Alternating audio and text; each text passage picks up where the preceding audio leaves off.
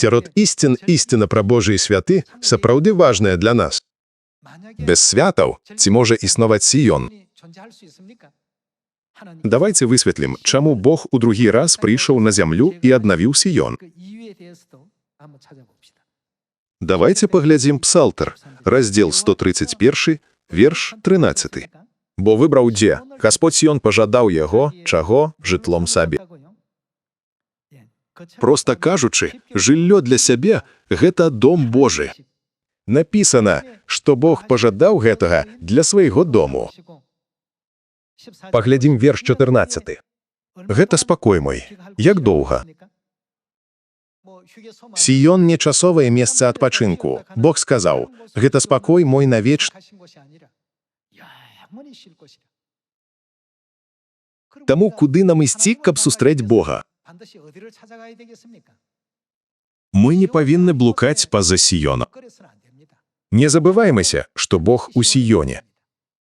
Гэта спакой мой. Навечна тут пасялюся, бо я пажадаў яго. Бог заснаваў Сіён не міжволі і не па намове іншых. Сіён – гэта месца, якое Бог упадабаў. Вось чаму ён заснаваў Сіён. Паглядзім верш 15. Ежу ягоную дабраслаўляючы дабраслаўлю. Убогіх ягоных накармлю хлебам святароў ягоных, апрану ў выратаванне, і святыя ягоныя радасцю узрадуюцца.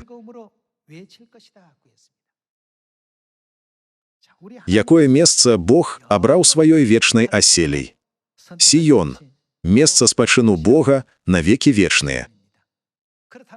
Такім чынам, каб знайсці Бога, мы павінны знайсці Сіён, а каб знайсці Сіён, мы павінны знайсці месца, дзе святкуюцца Божыя святы, складовыя часткі Сіёна.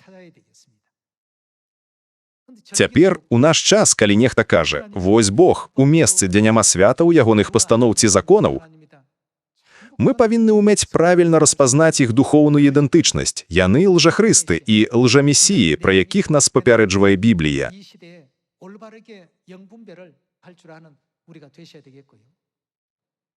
Каб даць Божаму народу праніклівасць, Бог выбраў месца пад назвай Сіён і навучыў свой народ, куды ім трэба прыйсці, каб сустрэцца з сапраўдным Богам. Такім чынам, Бог пакінуў усе вучэнні як арыенціры ў прароцтвах Бібліі і прарокаў. Куды ж нам ісці, каб сустрэць Бога? Мы павінны прыйсці ў Сіён. На шляху ў Сіён не павінна быць затрымкі.